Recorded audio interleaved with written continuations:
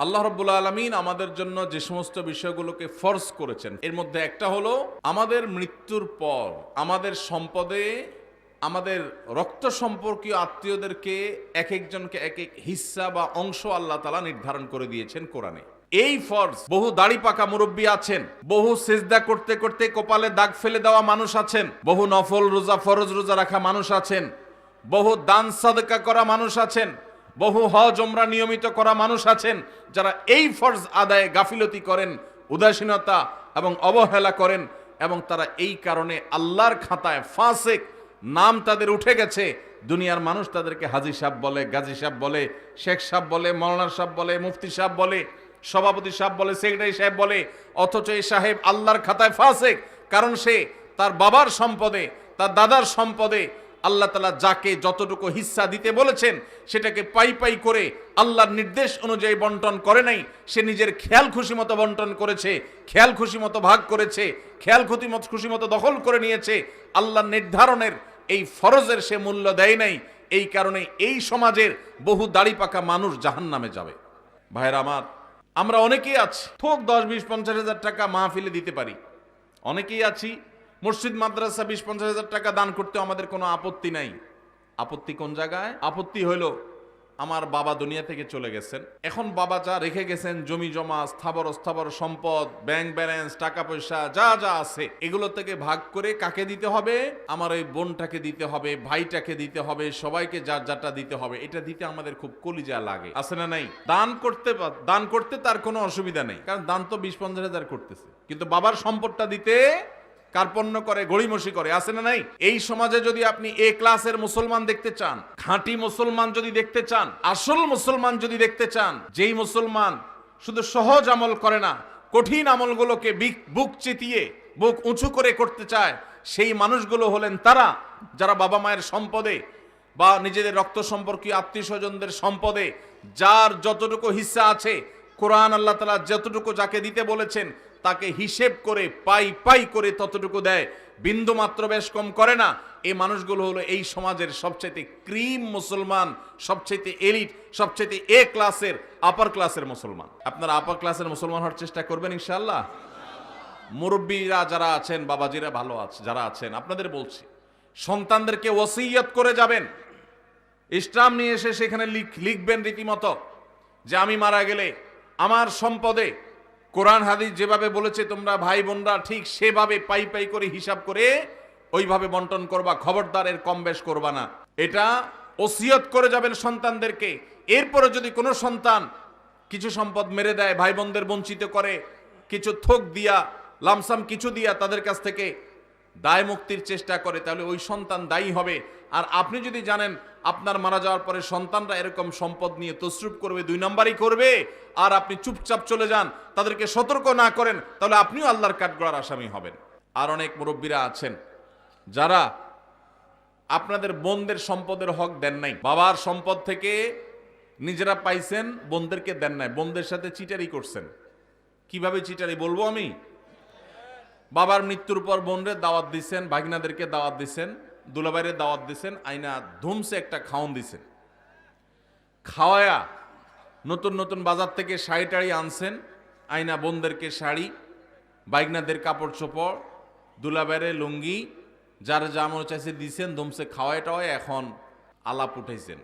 আগে খাওন দিছেন পেটে, এরপরে আলাপ উঠাইছেন। কি আলাপ উঠেছেন, দেখো বোন, বাবা তো দুনিয়া থেকে চলে গেলেন, আল্লাহ তারা নিয়ে গেলেন, এখন জমি জমা গর্বিটা বাবার যেগুলো যেগুলো আছে শরীয়ত অনুযায়ী তো তোমাদেরও এখানে ভাগ আছে, কিন্তু বাবা যে সেই অসুস্থ হয়েছে ওই থেকে বাবার সব ট্রিটমেন্ট, ডাক্তার খরচ এগুলো সব তো আমারই করা লাগছে, তোমাদেরও মানুষ করা লাগছে, এখন এখানে তোমাদের ভাগ আছে সেটা তো আমি জানি, এখন এগুলা কি করা তোমরাই বলো, বল তোমাদের কোর্টে, বল তোমাদের কোর্টে। এটা হলো খুব সূক্ষ্ম চিটারি, এটার নাম হলো সূক্ষ্ম চিটারি। ডাকাতি বাটপারির বিভিন্ন ধরন আছে, তো এটা এক প্রকারের বাটপারি। কেন বাটপারি বললাম?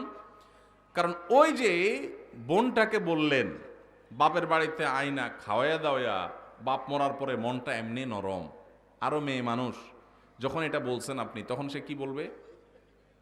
বলেন কি বলবে? বলবে থাক ভাই, আমার কোনো দায় দাবি নাই, আপনি তো কষ্ট মষ্ট করছেন, বাবার সব ডাক্তার কবিরাজ খরচ দিছেন, দেখাশোনা করছেন, থাক আমাদের দিতে হবে না, আপনি দোয়া করে দিয়েন।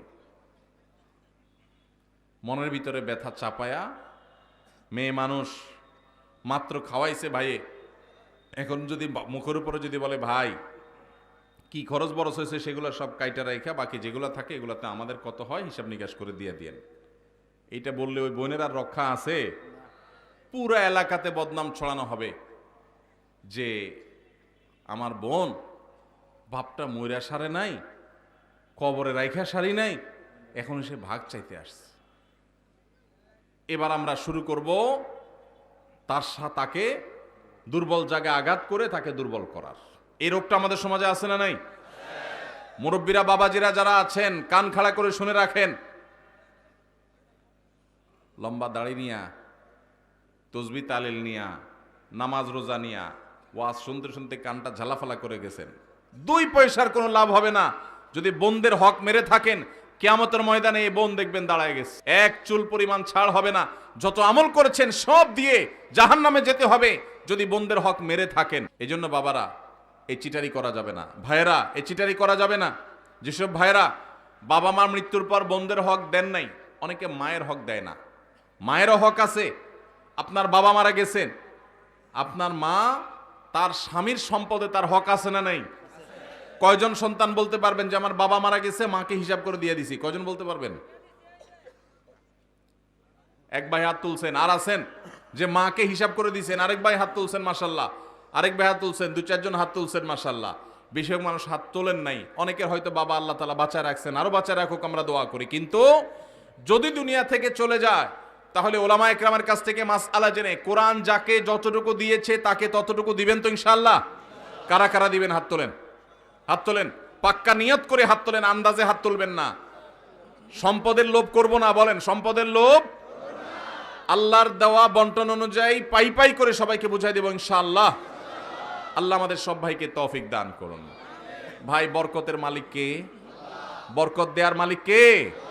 আল্লাহ। যদি বরকতের মালিক এটা বিশ্বাস করেন তাহলে আপনার বাবার সম্পদে, মায়ের সম্পদে, ভাইয়ের সম্পদে, বোনের সম্পদে, আপনাদের পরস্পরের সম্পদে তার মৃত্যুর পর যার যতটুকু পাওনা আছে আল্লাহ বলছে তাকে 1/3 দাও, আল্লাহ বলছে তাকে 50% দাও, আল্লাহ বলছেন কাকে এতটুকু দাও, আরেকজনকে এতটুকু দাও, যাকে যতটুকু দিতে বলেছেন তাকে ততটুকু যদি দিয়ে যান আপনি ফকির হয়ে যাবেন, অভাবী হয়ে যাবেন, আপনার সব শেষ হয়ে যাবে।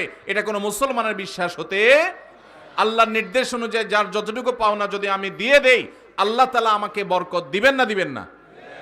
আর আল্লাহ যখন বরকত দেন তখন অল্পতে অনেক হয়ে যায়, আর আল্লাহ যখন বরকত দেন না তখন পাহাড় পরিমাণ সম্পদ থাকলেও মানুষ অভাবী আর ভিখারি থাকে। ভাইরা আমার, আল্লাহ সম্পদও দিয়ে দেয় আবার ক্যান্সারও দিয়ে দেয়, দেয় না? দেয় না? বরকত এবং কল্যাণ ভিন্ন জিনিস। এজন্য যুবক ভাইরা যারা আছেন তাদেরকে বলবো নিয়ত করে নেন, ছোট লোকই করবেন না, নিচু চিন্তা করবেন না। যেসব ভাইরা মনে করেন যে বাবার জন্য আমি তো অনেক খরচ করছি তাহলে আমি সব সম্পদ রেখে দিব, জি না। বাবার জন্য খরচ করা আপনার নৈতিক দায়িত্ব। আপনার যদি টাকা থাকে তার ট্রিটমেন্ট খরচ দাঁড়ানো আপনার দায়িত্ব। এর মানে এই না যে বাবার সম্পদ থেকে আপনি সেটা কাটাকাটি করবেন।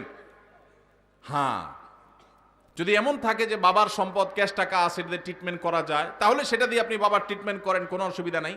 বাবার যদি না থাকে আর আপনার থাকে, সন্তান হিসেবে আপনার উপরে ফরজ বাবার ভরণ পোষণ দেওয়া। অতএব সেটার জন্য ভিটা মাটি এগুলো সব রেখে দিবেন, এটা করা যাবে না। প্রয়োজনে সেগুলা জমজমা বিক্রি করে বাবার ট্রিটমেন্ট করবেন। এরপরে যেটা ঠিকবে সেটা বন্টন করবেন। বোনরা নিতে না চাইলেও জোর করে দিবেন, দিবেন তো ইনশাআল্লাহ? ফুফুদের হক, বোনদের হক, ভাইদের হক পাই পাই করে দিবেন। অনেক বড় ভাই আছে চান্স পাইলে ছোট ভাইদের ল্যাং মারে ছেড়ে দেয়, নিজেরা সব দখল করে নেয়, আছে না নাই? আল্লাহকে ভয় করেন। এই ফরজটা অবহেলিত ফরজ, নামাজের ফরজ অনেকে আদায় করেন। আমার কাছে নালিশ আসে, অনেক ফ্যামিলির বিভিন্ন ভাইরা নালিশ নিয়ে আসেন, ভাইয়ে হক মেরে দিস, যে হক মারছে তার দাড়ি মাশাআল্লাহ একেবারে পেট পর্যন্ত চলে আসছে, কিন্তু হক মারতে তার বুকও কাঁপে নাই। এইরকম 2 নম্বর দাড়িওয়ালা মানুষ আছে না নাই? এই 2 নম্বর দাড়ি আল্লাহর কাছে অ্যাকসেপ্ট হবে। এখন আবার নতুন এক শয়তানি শুরু হয়েছে। সেটা হলো আল্লাহ রাব্বুল আলামিন বাবা মায়ের সম্পদে ছেলেদেরকে মেয়েদের দ্বিগুণ সম্পদ দিতে বলেছেন, ভাগ দিতে বলেছেন। মেয়েরা যদি টোটাল সম্পদের 10 টাকা পায় একজন মেয়ে, তাহলে একজন ছেলে পায় 20 টাকা। এখন আমাদের দেশে কয়দিন পর পরই কিছু সুশীল আছেন যারা আল্লাহর কোরআনেরও সংশোধন করতে চায়, নাউজুবিল্লাহ। তারা দাবি তোলে যে সমান অধিকার দিতে হবে, এবং সমান অধিকার কথাটা শুনতে বেশ সুন্দরই শোনা যায়, ভালোই লাগে। আমরা অনেকে বিভ্রান্ত হয়ে যাই। তাই তো একই বাবার সন্তান হয়ে মেয়ে যদি 1 আনা পায়, ছেলে কেন 2 আনা পাবে? ছেলেও সন্তান, মেয়েও সন্তান, তাহলে মেয়ে 1 আনা পাবে, ছেলেও 1 আনা পাবে, এমন হওয়া দরকার। মেয়ে 1 আনা পাবে, ছেলে 2 আনা পাবে, এটা কেন? বাহ্যিকভাবে এটা মনে হয় বৈষম্য করেছে। ভাইরা আমার, আমরা সবাই জানি আল্লাহ রাব্বুল আলামিন যত ফ্যামিলির খরচ আছে, এসব খরচগুলো ছেলেদের উপরে বর্তাইছে না মেয়েদের উপরে বর্তাইছে? স্বামীর উপরে না স্ত্রীর উপরে? স্বামীর উপরে। কত রকমের খরচ? সব রকমের খরচ। বিয়ে করবে মেয়ের বিয়ে হবে, বিয়ের খরচ কি মেয়ের জোগাড় করা লাগে? কার জোগাড় করা লাগে? বাপের বা ভাইয়ের। ছেলে বিয়ে করবে, খরচ জোগাড় করা লাগে কার? ছেলের নিজের। আরেকজন কয় বাবা। আপনার বাবা আপনার খরচ দিছে? কপালালা মানুষ, তাহলে ভালো বাপ পাইছেন আপনি। ভাইরা আমার, বিয়ের খরচ কে দেয়? ছেলেদের নিজেরা। বিয়ে করার সময় টাকা পয়সা জোগাড় করে বাজার সদাই করে বিয়ে শাদী করলো। শ্বশুরবাড়ি যাওয়ার সময় নতুন বউরে নিয়ে যখন শ্বশুরবাড়িতে যাচ্ছে, মিষ্টি মন্ডা কেনার পর বিলটা কি বউয়ে দেওয়া লাগে না জামাই দেওয়া লাগে? তাহলে শ্বশুরবাড়ির মিষ্টির খরচও সে দিল। আবার শ্বশুরবাড়ি বেড়ায় যখন বাপের বাড়ি আসতেছে, এখন বাপের বাড়িতে আসার সময় আবার ফলমূল যা কিনছে টিনছে এগুলোর বিল কে দেওয়া লাগে? ছেলে। তাহলে নিজের বিয়ের খরচও নিজের, শ্বশুরবাড়ির মিষ্টির খরচও ছেলের, আবার বাপের বাড়ির ফলের খরচও তার, বাসা ভাড়াটাও তার, বাজার সদাই খরচও তার, নিজের খরচ তো তার আছেই, বউয়ের খরচটাও তার, ছেলে মেয়ের খরচটাও। তাহলে খরচের বেলা সে 16 আনা, আর পাওয়ার বেলায় মেয়ের চাইতে 1 আনা বেশি। এটাতে কি ছেলেরকে আল্লাহ তাআলা অনেক বেশি দিয়ে ভাষায় দিয়েছেন, আর মেয়েদেরকে আল্লাহ তাআলা ঠকাইছেন? নাউজুবিল্লাহ, এরকম? তাহলে যে সমস্ত মাথা মোটা মানুষরা মনে করেন মেয়েদের প্রতি বৈষম্য হয়েছে, নাউজুবিল্লাহ, তারা মূলত একটা নির্দিষ্ট এজেন্ডা বাস্তবায়ন করতে চান। তারা এত গবেট না যে এই হিসাব বুঝবে না। খরচের বেলা ছেলে 16 আনা, আপনি একজনকে বাজারে পাঠায় বলছেন নাও 10 টাকা দিলাম, এটা আনবা ওইটা আনবা ওইটা আনবা, 4-5টা আইটেম বলে দিলেন, দিয়া বললেন 10 টাকা দিলাম। আরেকজনকে 5 টাকা দিয়ে বললেন তোমার কিছু আনা লাগবে না, যা খুশি করো, নিজে খাও, ফুর্তি করো। কি বলেন? 10 টাকা আলাকে বেশি দিছে না 5 টাকা আলাকে বেশি দিছে? এখন যদি বলে ভাই কেন বৈষম্য করলেন, আমাকে 5 টাকা দিলেন, ওনারে 10 টাকা দিলেন, সমান সমান দেয়া দরকার, এই দাবি কি যৌক্তিক না অযৌক্তিক? এই অযৌক্তিক দাবি বিভিন্ন সময় আমাদের সমাজে কিছু সুশীলরা, নামধারী কিছু সুশীলরা তারা তোলে। এরা কেন তোলে? আমি যদি বলছিলাম একটা দুর্বিসন্ধি আছে। সেই দুর্বিসন্ধিটা কি? আমাদের এই সাবকন্টিনেন্টে মুসলমান তো মুসলমান, আমাদের হিন্দু ভাইরা, খ্রিস্টান ভাইরা, বৌদ্ধ ভাইরা, এই অঞ্চলের সব ধর্মের মানুষদের একটা কমন কালচার আছে। সেটা কি? সেটা হলো পুরুষরা তারা বাহিরের জগৎটা দেখভাল করে, টাকা পয়সা কামাই করা, রুজি রোজগার করা, যা লাগে সব বাহিরের সব দেখে, বাজার সদাই সব দেখে, আর ভেতরের সাইডটা কে দেখে? মহিলারা দেখে। এটা হলো আমাদের সাবকন্টিনেন্টের ধর্মীয় এবং আমাদের সামাজিক কালচার। এবং এটা আমাদের কালচার বললে ভুল হবে, এটা মানব সভ্যতার শুরু থেকে চলে আসা একটা কালচার। পৃথিবীর অমুসলিম প্রধান দেশগুলো, বিশেষ করে পশ্চিম অঞ্চল, তারা এই কালচারটাকে পরিবর্তন করে ফেলেছে। তাদের সমাজে কি হয়? বাসা ভাড়া নিলে অর্ধেক খরচ জামাইয়ে দেয়, আর অর্ধেক খরচ বইয়ে দেয়। জানেন তো আপনারা? বাজার সদায় সবকিছু 50% 50% ভাগযোগ করে দেয়। এখন এই যে মেয়েদেরকে সমান অধিকার দেওয়ার নাম করে বাবার সম্পদে ছেলেদের সমান দিতে যারা দাবি করছেন, তারা মূলত চান আমাদের এই সমাজটাও পশ্চিমা সমাজের মতো হয়ে যাক, অর্থাৎ মেয়েরা পাওয়ার বেলায় তারা অর্ধেক পাবে, ছেলের মতো সমান সমান পাবে, খরচের ক্ষেত্রেও তারা সমান সমান শেয়ার করবে।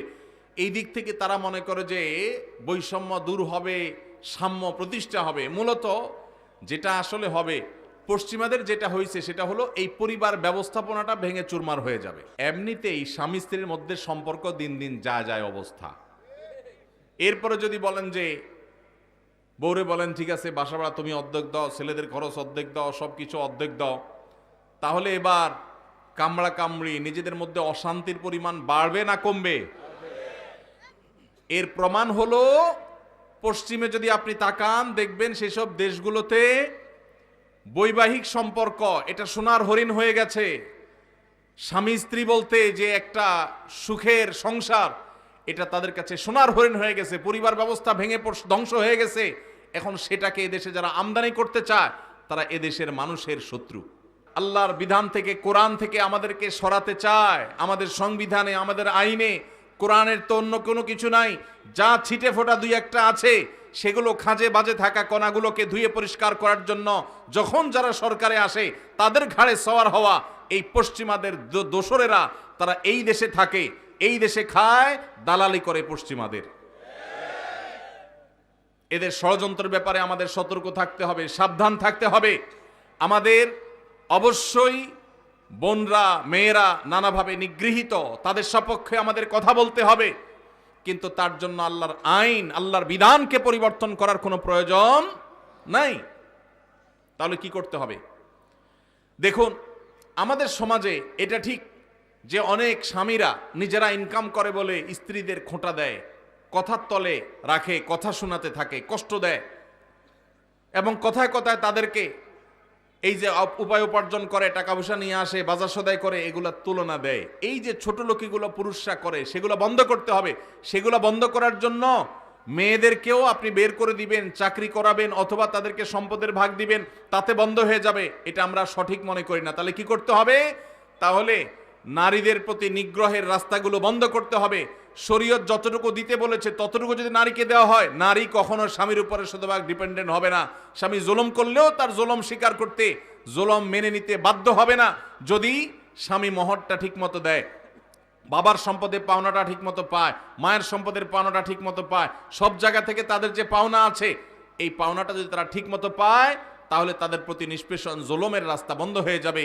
আল্লাহ রাব্বুল আলামিন মেয়েকে মোহরের মাধ্যমে স্বামী থেকে পাওয়ার রাস্তা রেখেছেন। আবার স্বামী মারা গেলে সেই সম্পদ থেকে ভাগ পায়, ছেলে মারা গেলে সেখান থেকে, ছেলে মেয়ে মারা গেলে সেখান থেকে পায়, আবার বাবার সম্পদ থেকে পায়, মায়ের সম্পদ থেকে পায়, সব জায়গা থেকে পায়। খরচের বেলা তাকে একেবারে জিরো রেখেছে। এটা মেয়েদের প্রতি বৈষম্য না, এটা মেয়েদের প্রতি বরং এহসান। আজকের এই বস্তা পচা সস্তা চিন্তাধারা যারা লালন করছে, তারা সমতার কথা বলে, ইসলাম সমতার কথা বলে না। তাহলে কিসের কথা বলে? ইসলাম ন্যায্যতার কথা বলে। কিসের কথা বলে? সমতা এক জিনিস, ন্যায্যতা আরেক জিনিস। সব সময় সমতা ইনসাফ প্রতিষ্ঠা করে না, কিন্তু ন্যায্যতা সব সময় ইনসাফ প্রতিষ্ঠা করে। কিভাবে? ছোট ছোট কয়েকটা উদাহরণ নেন। আপনার একটা ছেলে আছে, একটা মেয়ে আছে। ছেলেটার বয়স মনে করেন 15, মেয়েটার বয়স ধরেন 12। ছেলেটার জ্বর হয়েছে 103, ডাক্তার বলছে নাপা খাওয়াইতে, বাজার থেকে এক পাতা নাপা কিনে আনছেন, আইনা ভাত টাত খাওয়াইয়া ছেলেকে নাপা খাইতে দিছেন, ছেলে নাপা খাইছে। এখন মেয়ের কিন্তু জ্বর টর কিচ্ছু নেই। হঠাৎ করে আপনার মাথায় ভূত চাপলো, আমাদেরকে তো সমতা প্রতিষ্ঠা করতে হবে। তাহলে আমার সন্তান, ছেলেও আমার সন্তান, মেয়েও আমার সন্তান, একটারে নাপা খাওয়াইলাম, আরেকটাকে খাওয়াইলাম না, এটা তো জুলুম হইল। এই জন্য মেয়েরে বলছেন হা কর, হা কর, হা করাই আপনার সুস্থ সবল মেয়েটারে আপনি নাপা খাওয়াই দিলেন। সমতা এখানে হয়েছে না হয় নাই? কি হয় নাই? ওয়াজ কি বুঝে শুনে কথা বলেন না, না বুঝে জবাব দেন। সমতা হয়েছে না হয় নাই ভাই? সমতা হয় নাই? ছেলেরও একটা নাপাক হয়েছে, মেয়ের একটা নাপাক হয়েছে, সমতা হয়েছে না? কিন্তু ইনসাফ কি হইল? ইনসাফ কি হইল? জুলুম হয় নাই? সুস্থ মানুষকে নাপাক হওয়া কিডনি নষ্ট করার কাম হয় নাই? ভাইরা আমার, ইসলাম সমতার কথা বলে না। সমতা বললে শুনতে খুব মুখরোচক শোনা যায়, সব জায়গায় সমতা হলে ভালো হয় না। ন্যায্যতাটা সবসময় ভালো হয়। আল্লাহ ন্যায্য দিতে বলেছেন, ন্যায্য যার যতটুকু দরকার। আসুন্নাহ ফাউন্ডেশন, উম্মার স্বার্থে সুন্নাহর সাথে।